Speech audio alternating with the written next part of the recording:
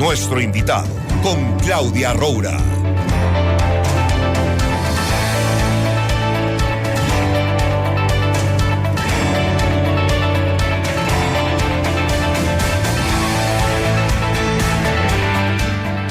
De la mañana, 26 minutos, seguimos con más información aquí en Notimundo al Día. Y ahora vamos a hablar sobre el debate presidencial, el encuentro más importante de los últimos 37 años, más o menos, en el que dos candidatos a la presidencia de la República en segunda vuelta se enfrentan para medir sobre sus propuestas. Y justamente para analizar cómo le fue ayer a Andrés Arauz y de la Alianza UNES y a Guillermo Lasso de la Alianza Creo PSC, nos contactamos con el doctor Mauricio Alarcón, director de la Fundación Ciudadanía y Desarrollo. Muy buenos días, Mauricio, y gracias por acompañarnos. Buen día, Claudia, siempre un gusto y un saludo a toda la audiencia de Notimundo al Día. Mauricio, empecemos analizando sobre el tema de la moderadora. Hubo un cambio de moderadora entre sábado y domingo, y lo cual de alguna forma nos genera algún malestar. ¿Cuál es tu opinión sobre lo que dijo Andrea Bernal, que no le iban a permitir hacer repreguntas? Creo que el punto de partida, Claudia y amigos, es considerar el formato que limita la realización de un verdadero debate. Tanto el reglamento aprobado por el CNE como lo resuelto por parte del comité que tenía a su cargo la organización en definitiva del mismo, atan de pies y manos a quien quiera moderar una confrontación de ideas al estilo de un debate. Nuevamente, al igual que en la primera vuelta, lo que hemos visto es un foro presidencial en el que ni siquiera hubo posibilidad de llamar la atención a los candidatos para que efectivamente respondan las preguntas que para cada uno de los temas se habían convenido. Eso, en definitiva, creo que es lo que Andrea Bernal el fin de semana nos hizo saber a través de un video publicado en sus redes sociales, y que después de la actuación de Claudia Arteaga en la moderación o en la facilitación de este diálogo, evidentemente deja en evidencia. Uh-huh. Sin duda, ahí tiene fallas el Consejo Nacional Electoral y también el comité organizador. Y no tuvo nada que ver con el debate presidencial de hace 37 años entre León Febres Cordero y Rodrigo Borja. En lo absoluto, porque si alguien quiere efectivamente que exista un debate y que quien lo conduzca simplemente modere de manera efectiva y busque además que los candidatos confronten efectivamente sus ideas, no puede crear una camisa de fuerza, mucho menos hacer lo que hemos visto la noche de ayer, Claudia, en el sentido de que en una misma, entre comillas, pregunta, se incluyan 4 o 5 temas para ser respondidos en 1 minuto 30 segundos. Uh-huh. Eso es un absurdo. Y dejó más bien muchas preguntas sin respuesta, no solo por la evasión de los candidatos a las mismas, sino por la forma en que estas estaban organizadas. Uh-huh. Preguntar en 1 minuto 30 segundos, obtener respuesta, temas tan sensibles como la forma en que se organizará la salud de los ecuatorianos, la vacunación, la desnutrición infantil, el desarrollo social, es imposible.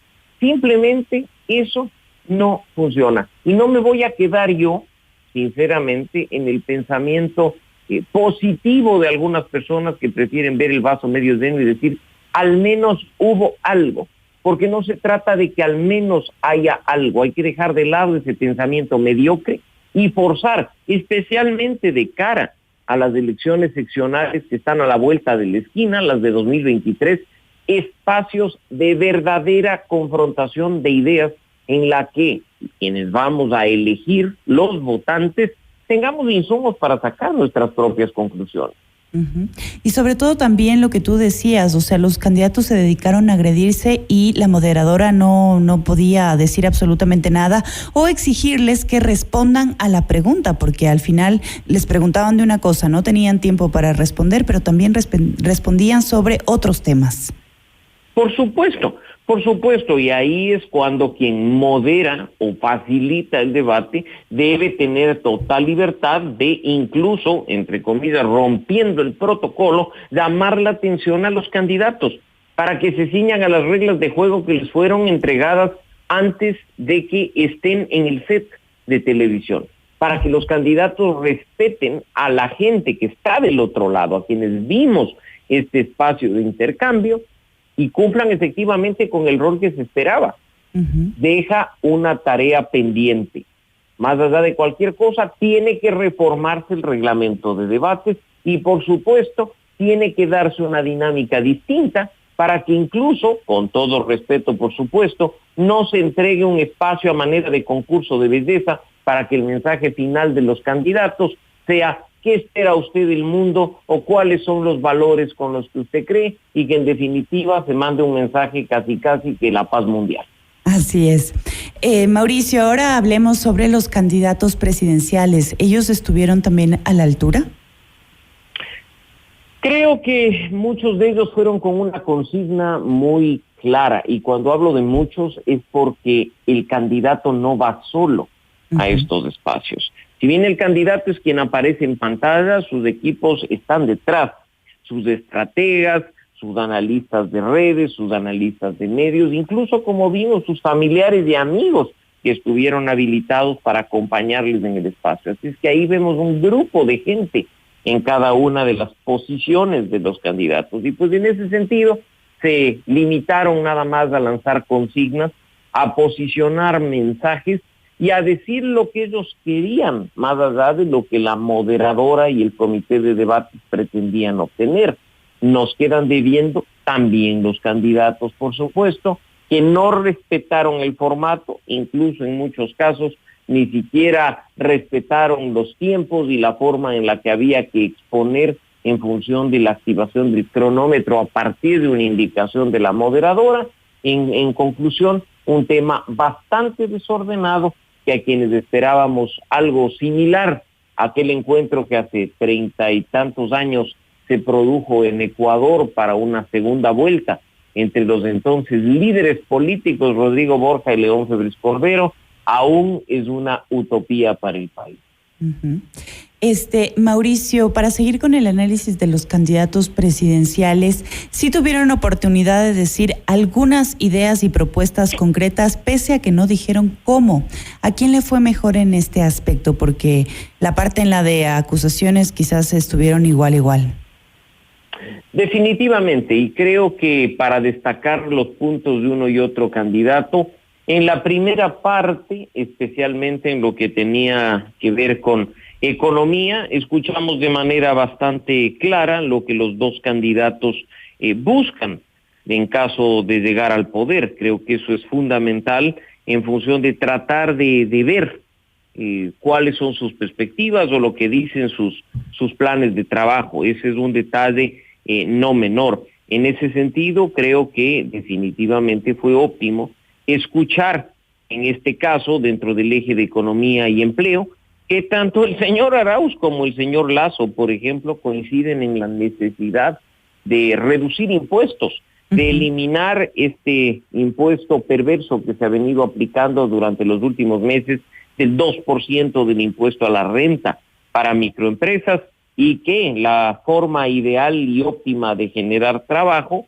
es promover la inversión nacional y extranjera en un contexto de crisis. Así es que en el primer bloque se vio mucha coincidencia, diría yo, y creo que de cara a lo que la gente sabe, simplemente sacará en función de sus niveles de conocimiento la conclusión entre un candidato que ya fue parte del gobierno anterior y un candidato que ha prácticamente vivido toda su vida desde el sector privado, ¿no? En el tema del segundo eje, que como digo, quizás se volvió más complejo por los temas que agrupaba en una sola pregunta: salud, vacunación, seguridad social y desnutrición infantil, se vio ya ciertas diferencias, pero además creo que es importante la forma en la que, por ejemplo, el señor Arauz reconoció el trabajo del fideicomiso Salvar Vidas que lideró durante la pandemia el señor Lasso, Y creo que un punto muy interesante se produjo, quizás en medio de esto, cuando el señor Arauz le pregunta a Lasso sobre si no hubiera sido mejor establecer vía ley una contribución especial a los ingresos extraordinarios de los banqueros, y el señor Lasso le contesta que no, porque ya se vio lo que hace un gobierno con estas contribuciones especiales, la corrupción y el despilfarro. Así es que vamos en esos dos bloques iniciales, quizás en una forma bastante equilibrada. Se vio, como digo, algunas propuestas de los candidatos. Sin embargo, a partir del tercer eje, relacionado con los temas de democracia, institucionalidad, participación ciudadana y transparencia, ya se vio más confrontación entre los candidatos, más repetición de un discurso y de una frase que se intenta posicionar tanto del uno como del otro. Indiscutiblemente solo uno de ellos tuvo éxito, al menos en la discusión que se produce en redes sociales, pero en general yo diría que no podría en lo personal afirmar que uno de los dos candidatos ganó el debate, porque, como he dicho, en primer lugar no lo considero un debate como tal, y en segundo fue poco lo que vimos en cuanto a contraposición de ideas basadas en un plan de trabajo, un plan de gobierno ante la eventualidad de ganar las elecciones. ¿Y qué pasa con los derechos humanos? También se topó violencia de género, violencia en general en nuestro país. Se habló del informe de la Comisión de la Verdad sobre el paro de octubre, y también casos antiguos como el caso Gabela, que todavía no tenemos una respuesta. ¿Cuál fue la posición de los candidatos respecto a esto? ¿Nos deja un poco de claridad o es un poco de demagogia? Lamentablemente, Claudia, un muy mal sabor de boca para quienes trabajamos en la promoción y defensa de derechos humanos, que un tema tan importante para el país, que ha sido motivo de discusión durante todos estos años, quede simplemente rezagado a ser un tema de relleno en uno o en dos de los ejes. No se abordó el tema de derechos humanos de manera frontal. En el caso del señor Arauz, esto se abordó en el eje de democracia, institucionalidad, cuando abordó el tema del informe de la Comisión de la Verdad. Después, cuando se habló de temas relacionados con desarrollo sostenible, se empezó a tratar algunos asuntos relacionados, por ejemplo, con la violencia de género, y creo que ahí es quizá una de las mayores deudas, que trató además de abordarse el momento de las preguntas libres, por así decirlo, entre los candidatos, cuando Lasso preguntó a Arauz su opinión por el asesinato del general Gabela, las agresiones a Lourdes Iván, a Manuela Pic, incluso a su esposa, como recordarán, en un partido de las eliminatorias de Ecuador para el Mundial pasado, sin obtener respuesta. Creo que ahí el Comité de Debates y el Consejo Nacional Electoral debían dar un rol protagónico al tema de derechos humanos, porque quien aspira a gobernar el Ecuador desde la presidencia de la República es el principal garante de esos derechos y libertades fundamentales consagrados en la Constitución, y no sacamos nada con que se exhiba un librito o con que se pregunte respecto a casos concretos. Sé que el tiempo quizás es una limitante, pero hay temas que debían ser abordados con la seriedad y la responsabilidad de un verdadero debate presidencial. Sin duda nos queda debiendo todavía este debate presidencial, este llamado debate presidencial. Si bien no podemos decir que uno de los dos ganó el debate, ¿a quién le fue mejor?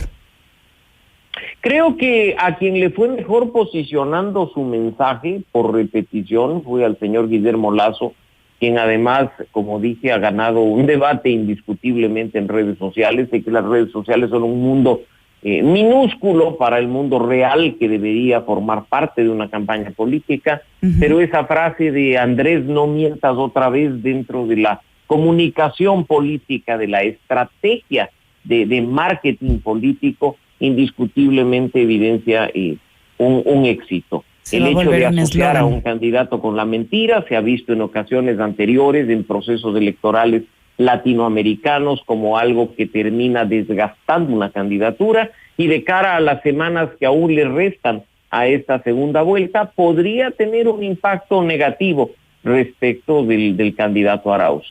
Además, mencionar que a Andrés Arauz se le vio bastante más solvente dentro de guión cuando las preguntas formaban parte de los ejes previamente acordados, pero en la parte de las preguntas libres, muy nervioso, tartamudeando, trastabillando incluso sus términos, lo cual deja ver que cuando estás fuera de un libreto previamente entrenado por tu equipo, puede resultarte perjudicial. Así es que creo que ahí hay algunos elementos para que en función de quienes vieron el debate y quienes no formaron parte de él como audiencia, saquen sus propias conclusiones. Podríamos tomarnos mucho más tiempo analizando algunos otros mensajes, por ejemplo, de la vestimenta de los candidatos o aquel intento, en el caso del señor Arauz, de generar empatía a partir de los primeros bloques, mencionando casos de gente, como lo hizo Guillermo Celi en la primera vuelta,